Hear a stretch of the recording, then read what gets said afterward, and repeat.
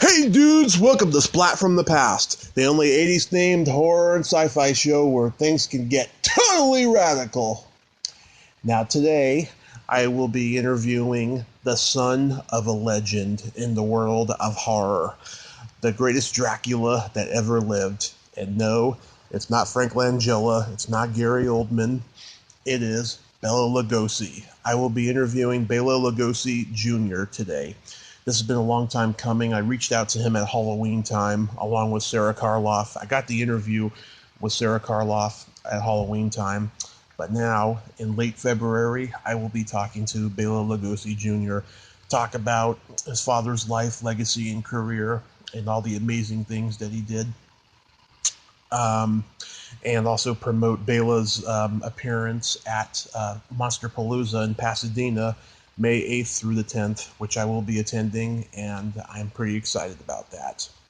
Also, I'd like to say happy birthday to the late, great George Harrison.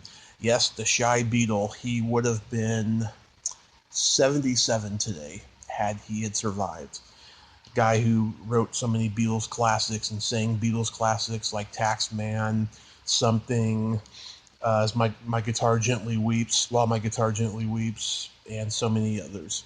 So rest in peace, George Harrison, and happy birthday.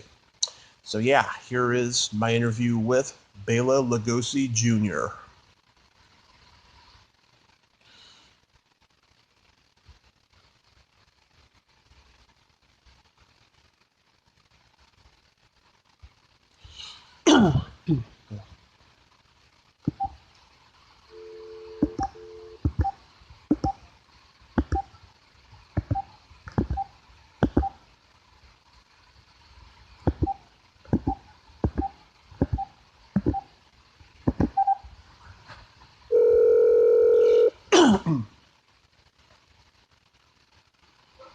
Hello. Hey Bela, welcome to the show. This is Tommy.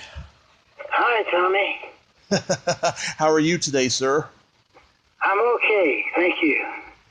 Well, it's such a great honor. Thank you for taking the time today. My pleasure.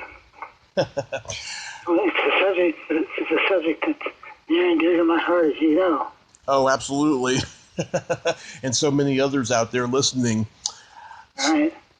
So, when did you first realize that your father had an impact on so many people in the world? Well, on a micro scale, when I was preschool, when they would take me places where there was other kids, Mm-hmm. the reaction, struck me. It made an imprint on me. Yeah. Growing up, did people tell you that your father frightened them? Oh, all the time. I don't know, you talked to my daughter, Lynn, who's, really helping keep the legacy alive of her grandfather. Yeah, were they often? She arranges appearances at all sorts of conventions where there's fans. Yeah. And university people say the nicest things. And the one thing they do say is how he influenced them. Yeah. Were they often surprised when they met him and they saw what a nice guy he was? Well, that was his well-earned reputation. He helped, the people on the set, the people that he dealt with.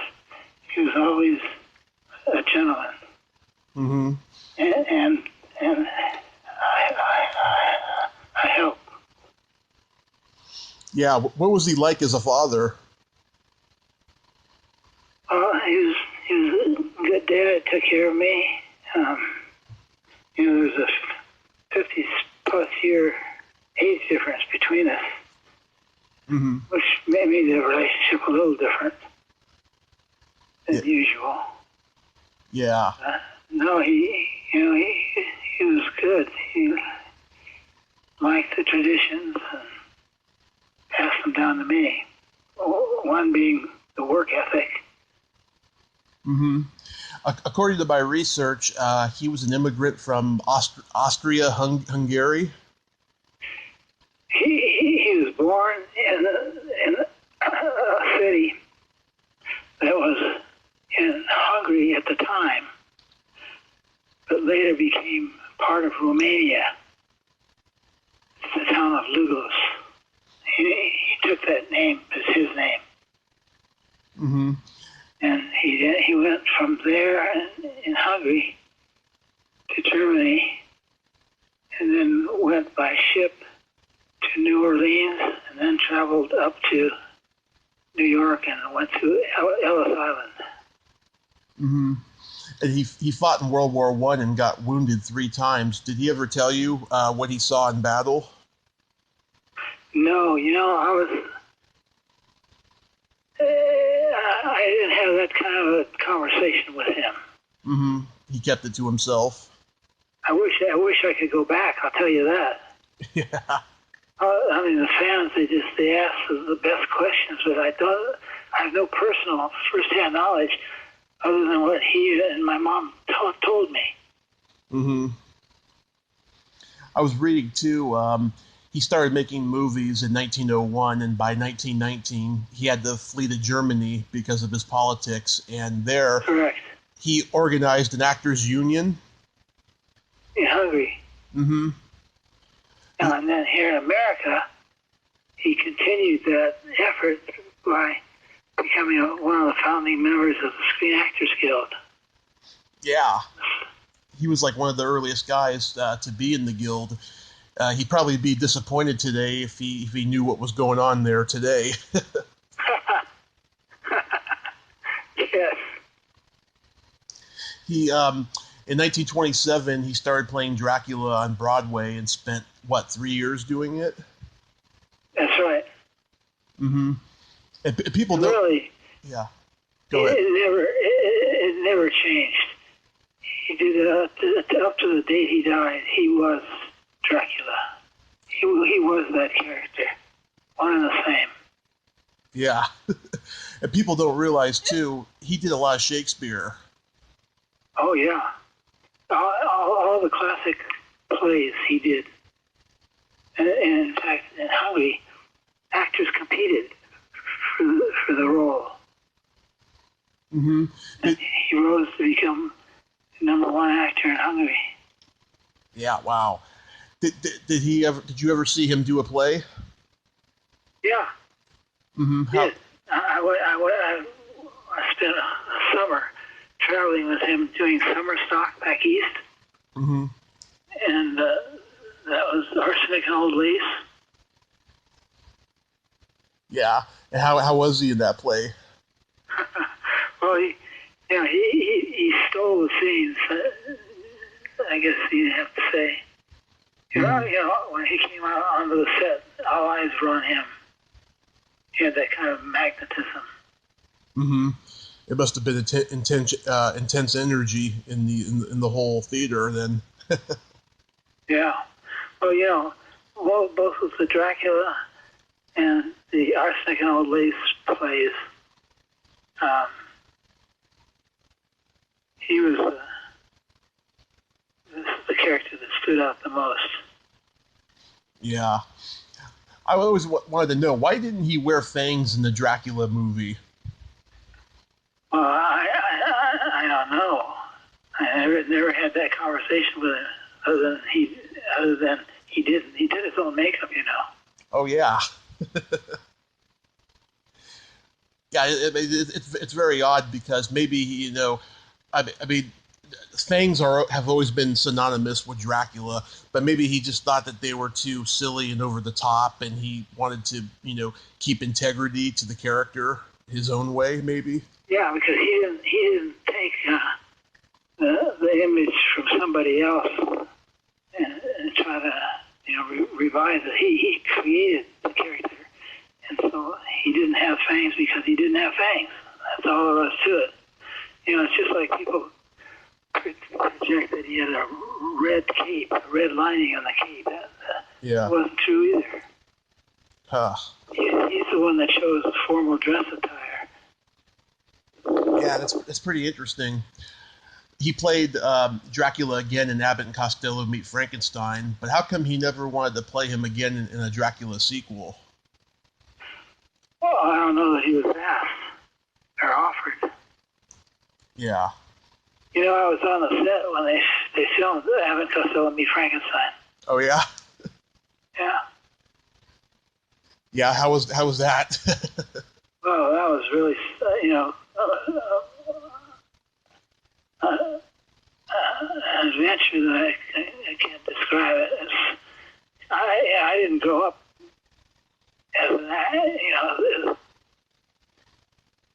actor or in that whole genre. Yeah. When I came onto the set, I was just like anybody else that didn't have any particular direct knowledge of the business, and so everything was new to me. And so, I met the performers. I saw how they reacted to Dad, treated him with great respect.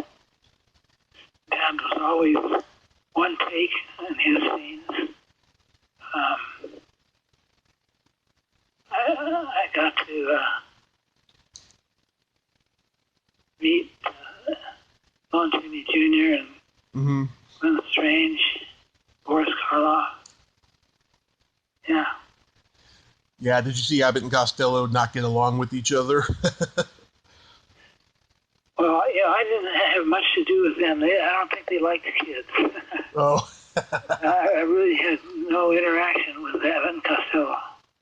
Okay. It was funny that on that set, it was a very somber set. I don't know if you remember, cliff walls and, dark jungle scenes and all that. And so they hired comedians to cut up and do jokes on the set just to keep people's spirits up. Oh. That's interesting. Did he make any attempts to get out of the horror genre? Well, he had some representation by agents. I don't think they did him very well. Mm-hmm. But, he certainly expressed to everybody that he wanted to be able to express to audiences all types of characters, which, he was capable of doing and had done in Europe. Mm-hmm. Was he a star in Europe just as much as he was in the U.S.? Yes. Yes. Has anybody you've seen come close to being Dracula like your father did him? No. He is Dracula. Yeah, and the man and the character became synonymous. I totally agree. That first Dracula movie is the best. And yeah, it's a classic. I mean, John Carradine, Frank Langella, Gary Oldman, they did fine with it, but your father was Dracula. Yeah, they were doing somebody else's role. Yeah. So, do you have any other good stories about being on the set of his movies? Oh, they had a little cart there. So when people would take a break, they could get, some consomme or some tea or whatnot. Mm-hmm. And I went there with Lon Chaney Jr. and Glenn Strange in their full monster getup. And that was sort of an interesting experience. Mm-hmm. Were you on the set of Plan 9 from Outer Space? No, my dad and my mom had been divorced by then, and I would visit my dad from time to time, but I wasn't living with him. Oh, okay. His relationship with Ed Wood that's portrayed in the Tim Burton movie, is that accurate at all? Well, I knew Ed Wood, and I was present, and he and my dad would, talk together. And, it's an interesting relationship because Ed Wood, needed some star power to try and get investors to invest in his movies.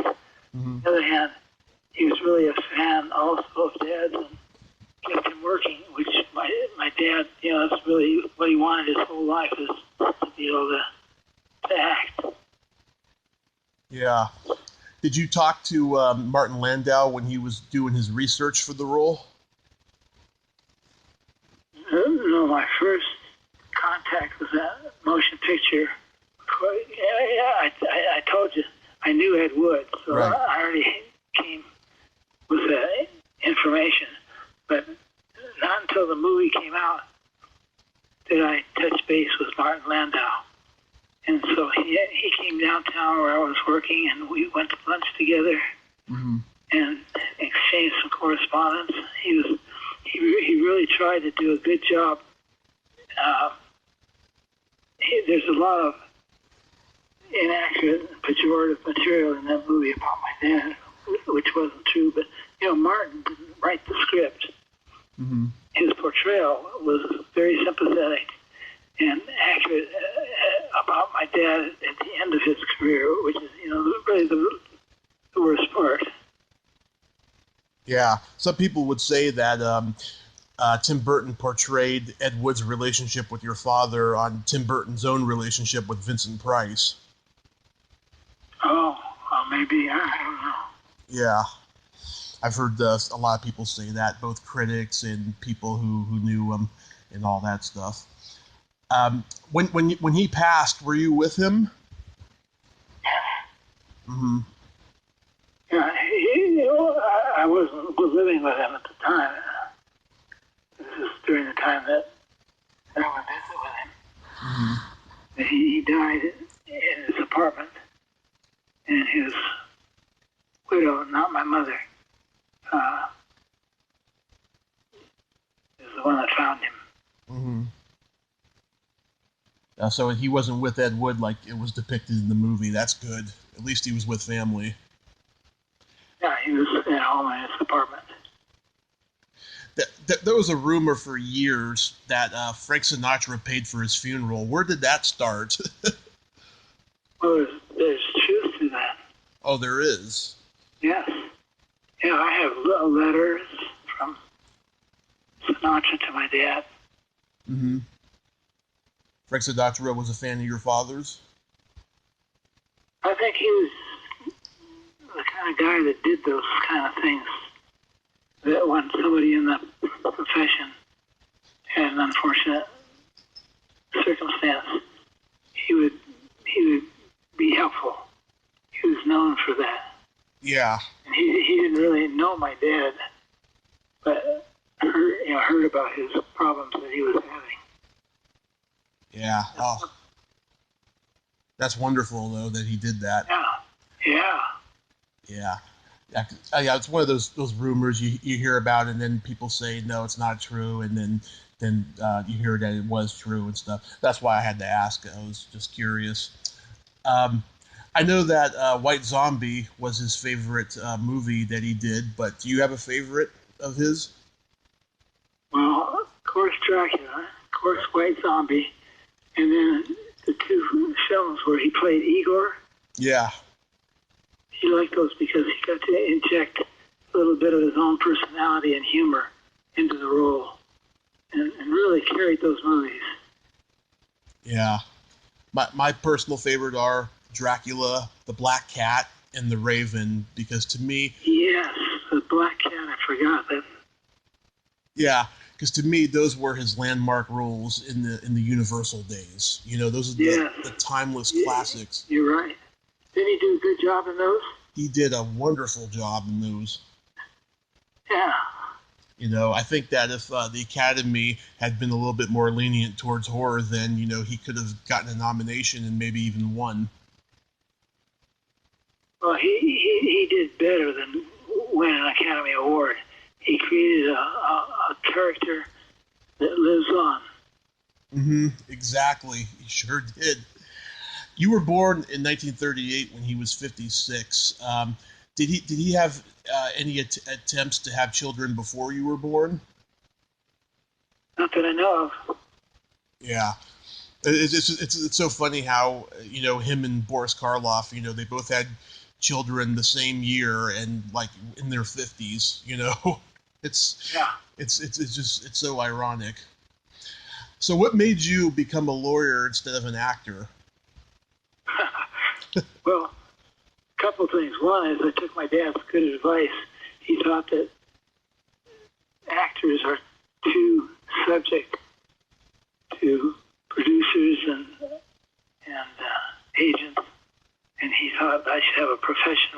more independence. Mm-hmm. And then that, of course, I left the rest of the whole world available. How I chose law instead of something else was process of elimination. I had an offer to go to dental school and have a dental chair in the family dentist's office. Mm-hmm. I took the graduate business test. I took the LSAT, the lawyer test, and I did the best in the lawyer test. I said, okay, I'll become a lawyer. Wow. How many years did you practice law for? Over 50. 50. Wow. Did you do mostly entertainment cases? No, I didn't. I did mostly business litigation, and it wasn't until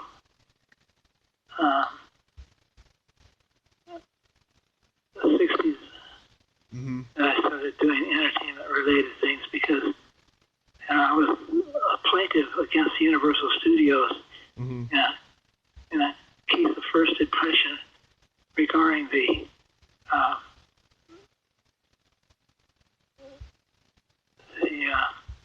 right to the name and likeness. Oh, okay. Wow. And that, of course, has become the law in California and elsewhere. Yeah, that's a very good law to have, too, I have to say. Oh, yeah, it helped a lot of people. Still does to date. Yeah. Still helps me. Yeah. So May 8th through the 10th, you will be at Monsterpalooza in Pasadena. I will be there as well, and I'll come. Oh, good. Yeah, I'll come over and say hello. And Well, yeah, you better. yeah, I go every year, and every year I want to go over and meet you, but I'm just so overwhelmed by everybody else. But I will make it a point this year, I promise. Oh, good.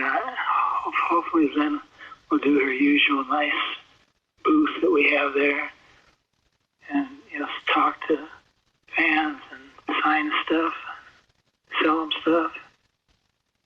Yeah, that'll be very nice because just the fans love meeting you because your father just he left a lasting legacy, and if it wasn't for him and everyone else from that era, there'd probably be no horror conventions today. Exactly right. It's the start of a genre. Mm-hmm. Well, Bela, I thank you so much for this wonderful honor, and I'll see you in May. Good. I'm looking forward to it. See you then. Okay. Have a great day, sir. Bye-bye. Thank you. Bye-bye. Well, there you have it. Bela Lugosi Jr. Ain't he a cool dude? I am just the happiest fanboy in the whole wide world. I am lucky. If you like this video, everyone, please subscribe to my YouTube channel, add me as a friend on Facebook, join my Tommy Kovac comedian page on Facebook, follow me on Twitter and Instagram, and all that fun stuff. Well, that's all the time we have this week on Splat from the Past. Until next time, this is Tommy Throwback Kovac saying, there's no shame in living in the past, because the present sucks. Later, dudes!